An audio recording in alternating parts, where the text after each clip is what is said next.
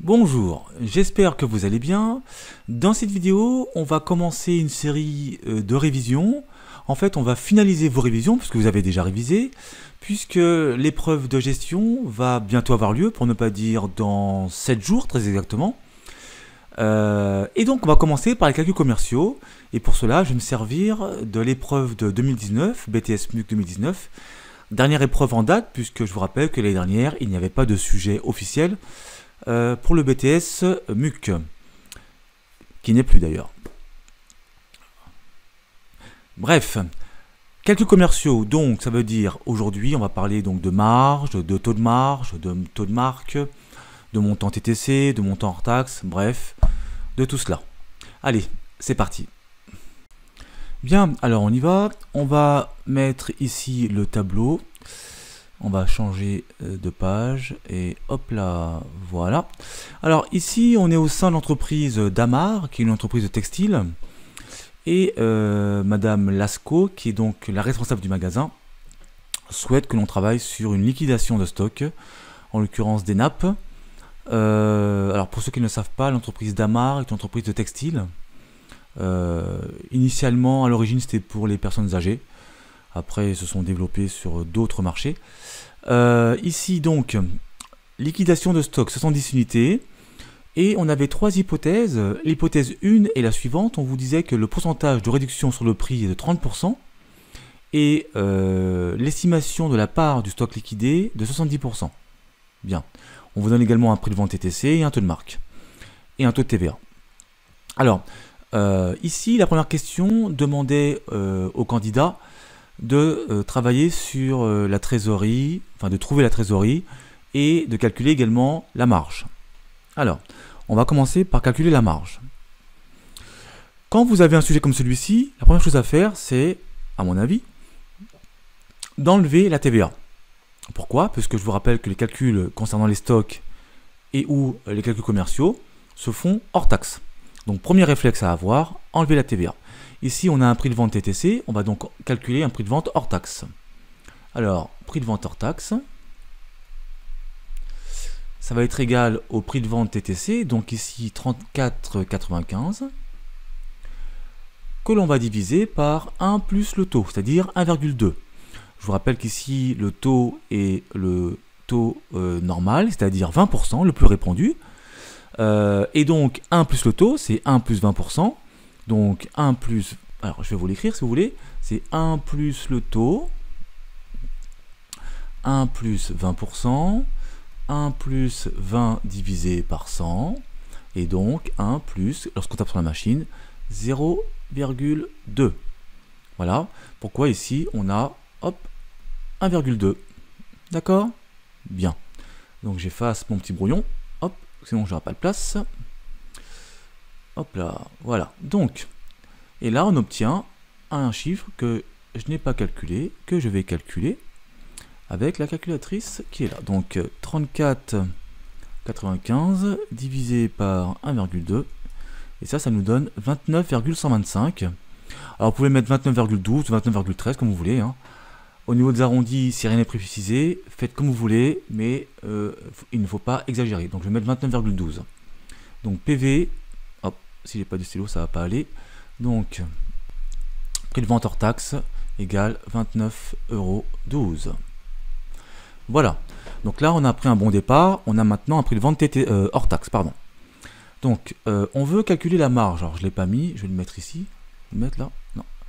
Je vais le mettre ici. Voilà. On veut calculer la marge. Alors, on sait que la marge, c'est la différence entre un prix de vente et un prix d'achat. Donc on pourrait, là, tout de suite maintenant, faire PV moins PA pour trouver la marge. Alors on va le faire. Ah mais mince, on n'a pas le prix d'achat. Eh oui. Donc là, qu'est-ce qu'on a concrètement? On a un taux de marque, un prix de vente hors taxe, et on recherche un prix d'achat. Normalement, si vous connaissez bien votre cours, il y a une formule qui met en relation ces trois éléments. Donc je vais vous la noter. La formule de base est la suivante, c'est prix de vente hors taxe qui est égal au prix d'achat hors taxe divisé par 1 moins le taux de marque. Formule à connaître par cœur, bien entendu, comme toutes les autres. Et donc, on peut la transformer, puisque à partir de 2 éléments, on peut trouver le troisième. Ici, on va transformer cette formule, et elle va devenir prix d'achat hors taxe égale prix de vente hors taxe multiplié par 1 moins, alors, 1 moins le taux de marque. Pardon, 1 moins, parce que je marque un plus, c'est faux. 1 moins le taux de marque. Hop là, voilà. Oui, je sais, j'écris très bien, merci. Alors, ici, le prix d'achat hors taxe, donc, il est égal à 29,12 € multiplié par, alors j'écris le détail volontairement, 1 moins 0,32. Voilà. Donc, je vais remonter un petit peu. Bien. Alors, donc, la machine. Donc, je tape 29,12 multiplié par, j'ouvre une parenthèse, 1 moins 0,32, je ferme la parenthèse, égale. Alors là, j'ai mis le détail volontairement, mais si vous maîtrisez votre calculatrice, vous tapez directement 29,12 multiplié par la différence, c'est-à-dire 0,68. D'accord? C'est pareil, ça revient au même, mais là, c'est pour faire la démonstration à ceux qui ne savent pas. Alors, prix d'achat égale, hors taxe, bien sûr, égale, alors j'ai oublié le chiffre, c'est 19,80 €. Voici mon prix d'achat hors taxe. Bien, alors on a calculé le prix de vente, on a calculé le prix d'achat, donc maintenant effectivement on peut calculer la marge. Alors, marge égale PV acheté moins le prix d'achat hors taxe. Et donc ici ça va faire donc 29,12 € moins 19,80 €. Et ça nous donne un résultat que je vais calculer avec cette chose. Donc 29,12 moins 19,80. Ça nous donne 9,32 €. Donc voici la marge. Mais attention, ici nous avons la marge en temps normal, c'est-à-dire sur un prix de vente basé donc, alors il est voilà, sur 34,95 € TTC avec un taux de marque en temps normal. Mais attention ici, si on souhaite calculer la marge pour l'hypothèse 1, il faut tenir compte du pourcentage de réduction sur le prix et de l'estimation de la part du stock liquidé. Alors on va le faire tout de suite, car là on n'a pas répondu à la question. Attention, 9,32 €, c'est effectivement une marge, mais c'est pas la marge demandée, car elle ne tient pas compte des contraintes de l'énoncé. Alors, pour tenir compte des contraintes de l'énoncé, il faut réévaluer, à la hausse ou à la baisse, on va voir, la quantité liquidée. Donc, il faut qu'on retrouve la quantité liquidée, puisque à la base, c'est 70 unités, mais il y a un pourcentage de réduction et une estimation de la part du stock liquidé. Alors, on va mettre quantité liquidée. Quantité liquidée. Alors, qu'est-ce qu'on a? Eh bien, on a notre base, c'est-à-dire 70 unités. D'accord? Ici, dans l'hypothèse 1, on nous impose une quantité, une part de 70%. Donc, j'en prends seulement 70%. Cette fois, c'est le 49. Donc ici, on a, dans l'hypothèse 1, 49 unités à liquider. Concrètement, ça veut dire ça. D'accord? Donc là, ça veut dire qu'on va se débarrasser, qu'on va vendre 49 unités dans l'hypothèse 1. Bien. Alors, à partir de ça, on peut calculer la marge unitaire dans l'hypothèse 1.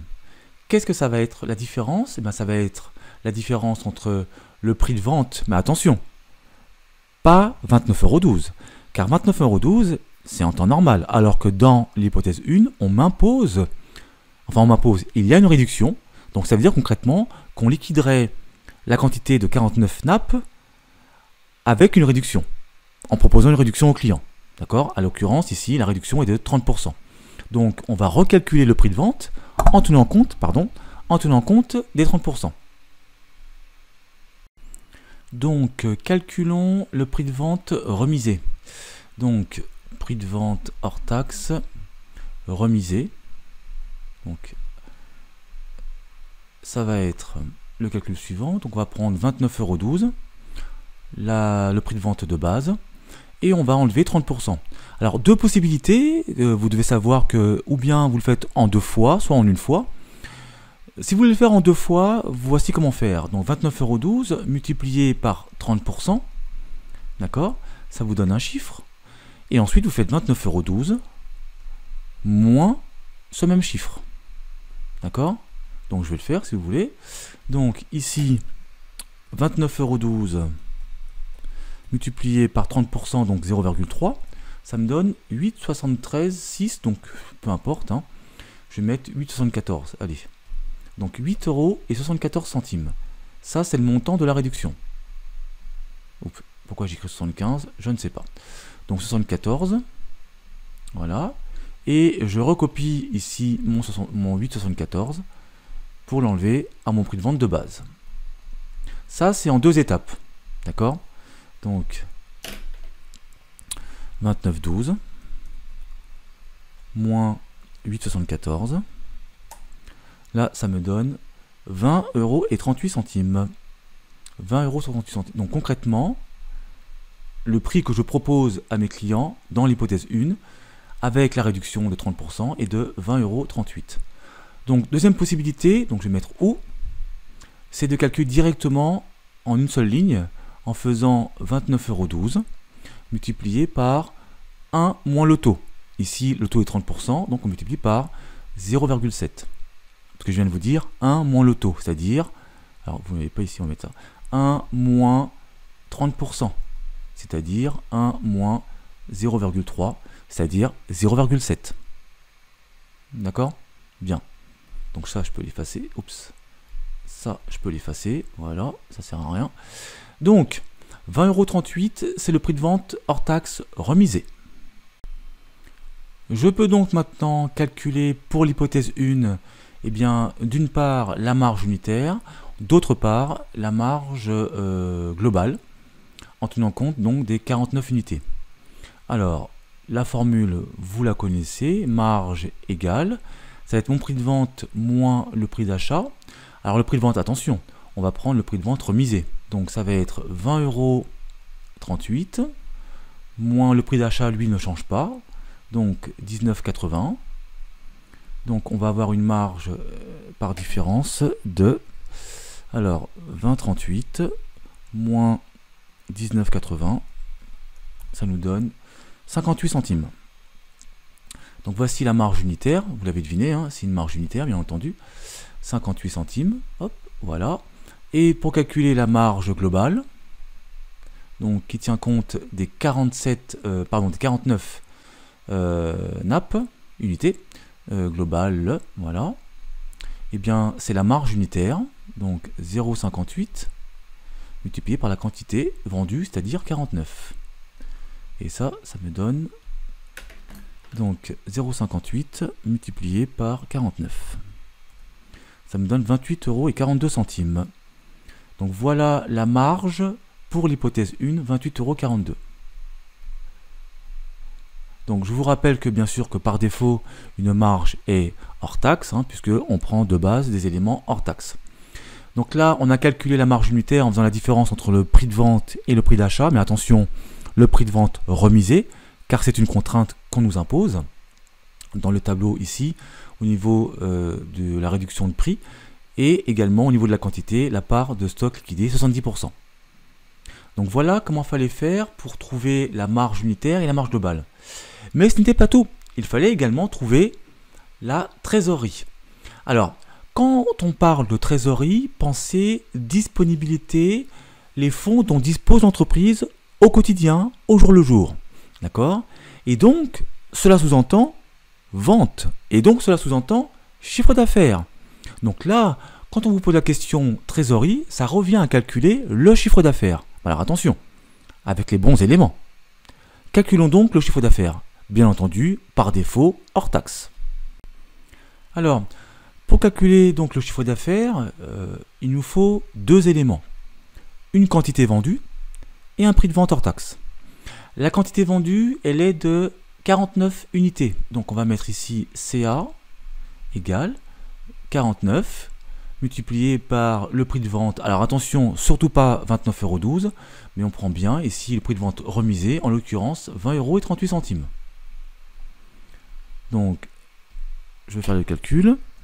Donc 49 multiplié par 20,38 €, ce qui donne un chiffre d'affaires de 998,42 €. C'est bien ça? Oui, 62, pardon. 62 et non pas 42. 62 centimes. Voici donc le chiffre d'affaires, ou si vous préférez, la trésorerie.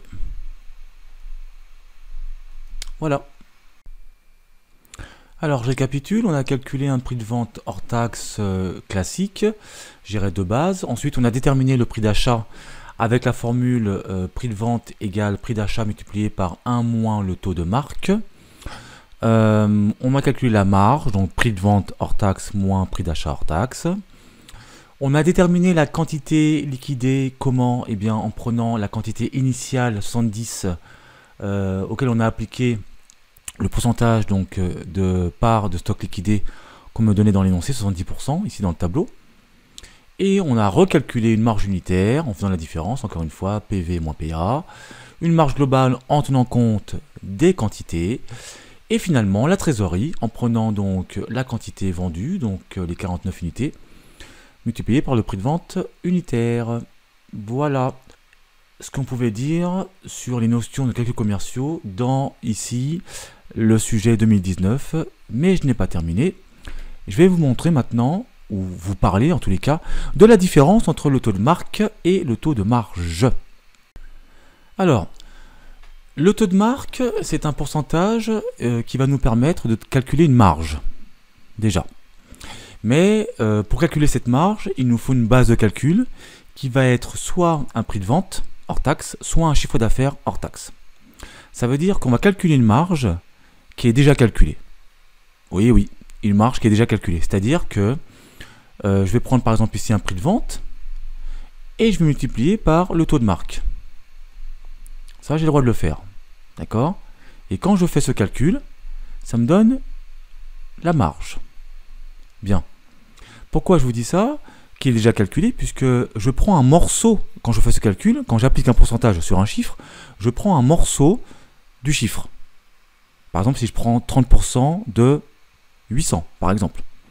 D'accord? Si j'ai 800 de prix de vente, peu importe, hein, multiplié par 30% de taux de marque.